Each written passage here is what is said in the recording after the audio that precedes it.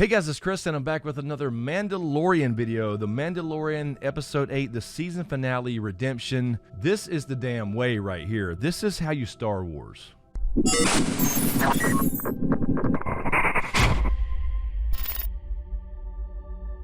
First, thank you to all you guys on Patreon. I really appreciate the continued support. You guys keep this channel going as we navigate this new YouTube algorithm. Anyway, the Mandalorian Episode 8, the season finale, we have to wait till the fall of 2020 for Season 2. This was overall outstanding. I don't think there's much I didn't like about it. I think this was really great. This episode was directed by Taika Waititi, and I'm telling you right now, this was out-fucking-standing. This director and Deborah Chow need to do the rest of them as far as I'm concerned, and they will be working on, at least Deborah Chow will be working on the Obi-Wan series, so I really look forward to that one. But I love the opening. You actually had scout troopers talking. I mean, it was kind of cool to see kind of these Imperial scout troopers having an actual conversation. They're just kind of regular old dudes. And they did poke a little bit of fun at stormtroopers and scout troopers trying to shoot that target while they waited and they couldn't hit the damn thing. I was kind of wondering if Baby Yoda was doing that with the Force or something, because they were like right there at the damn thing and could not hit him. And then of course they checked their guns as if it was not operator error. They really paid off the droid thing really good in this episode. IG-11 actually protecting Baby Yoda. I thought for a moment last episode that he was the one who actually maybe shot Quill, because the whole thing was kind of building up to that as far as the Mandalorian not trusting him, being a hunter at its core no matter what the programming and rewiring. So I really enjoyed that they paid off the whole he doesn't like droid things with IG-11 saving his life, and he actually kind of wanted him to stay with him. We need you, and he detected he was sad in his voice. Moff Gideon, we found out a lot about the characters through Moff Gideon. Moff Gideon being a former Imperial Moff, as we said before. He's obviously a pretty badass and still got some power obviously in this galaxy, although the Empire's technically gone.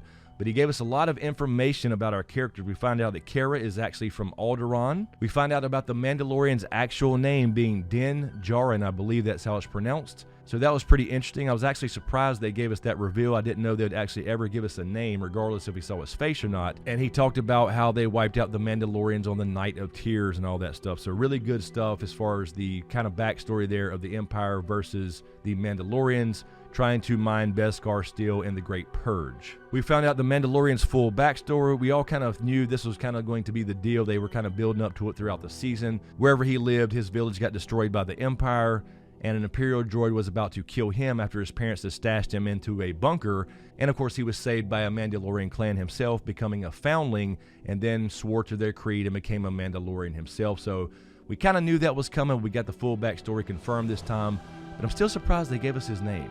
I love Baby Yoda, of course, throughout this episode. He is the most adorable creature ever in Star Wars, or movie history for that matter, I think. It was really funny seeing him laugh on the speeder bike with IG-11. He used the Force again to save their asses. He turned the flames around on the Flame Trooper, which I thought was pretty cool to have a Flame Trooper come up in there, along with the Death Troopers and all that stuff. They didn't last very long against the 50 caliber, but nevertheless, it was pretty cool as they're mixing up some different types of stormtroopers that we only usually read about in the expanded universe or comics or whatever. They're very rarely in the movies.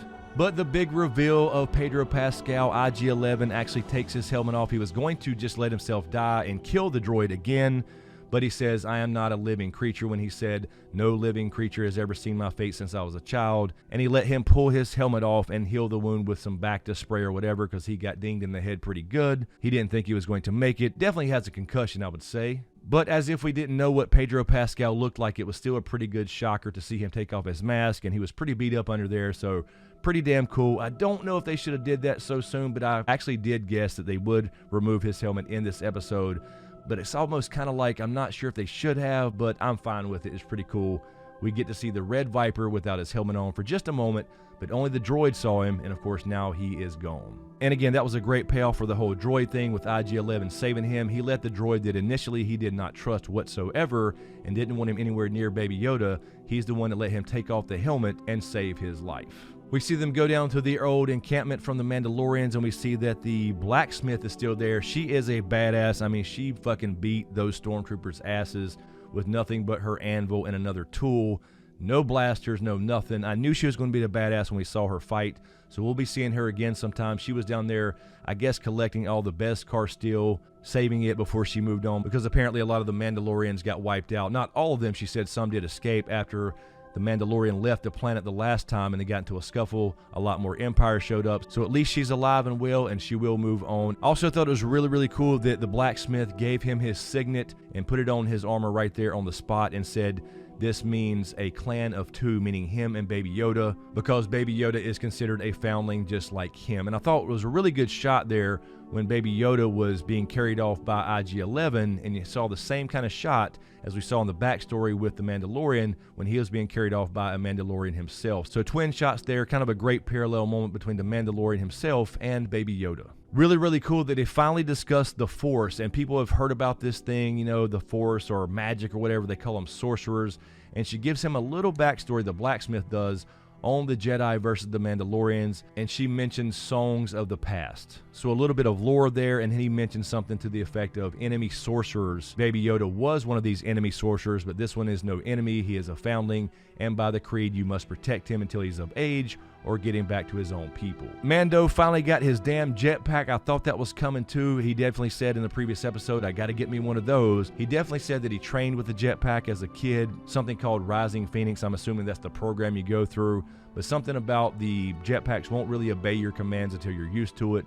But he did end up using it. I thought that was a pretty badass move. Jumps on the TIE fighter that Moff Gideon was flying. So I thought that was a pretty cool use of the jetpack for the first time. And now he is a fully outfitted Mandalorian. Pretty cool little shot of an R2 unit with legs there. Kind of reminded you of the River Styx, of them going down the lava thing on the little boat there. Kind of a boatman, the River Styx analogy there. So I thought that was pretty damn cool. And also an outstanding ending to this episode as well. He buried Quill, gave him the respect he deserved as far as a proper burial. He lets Baby Yoda keep his little Mandalorian pennant, and I thought that was pretty cool. So kind of saying that, you know, you are like a child of mine, you're a foundling like I was. Kind of like officially accepting him into his clan of two. By far the biggest surprise, though, of the Mandalorian Episode 8 was Gideon surviving, and he has Dark Saber. I've already seen people asking questions, so I kind of got spoiled on this when people were asking about it. Yes, that was Dark Saber. So I won't go into too much detail here about Dark Saber, but that was definitely Dark Saber. I have a separate video that I did before the season came out about what you need to know, some Mandalorian history and lore, and I talk a bit about Dark Saber in that video. So I will leave that popping up in a card right about here, as well as leave it in the description below. But technically that is the leader of Mandalore. So whoever holds that sword technically is Mandalore himself, the leader of the Mandalorian people. So Gideon has a long history apparently with the Mandalorians, knows their lore, knows their history, and it's going to be really interesting to see where he got Dark Saber from, because the last it was seen was the Clone Wars when Darth Maul had it and was defeated by Emperor Palpatine. So just a bit of a cliffhanger for the Mandalorian Season 2.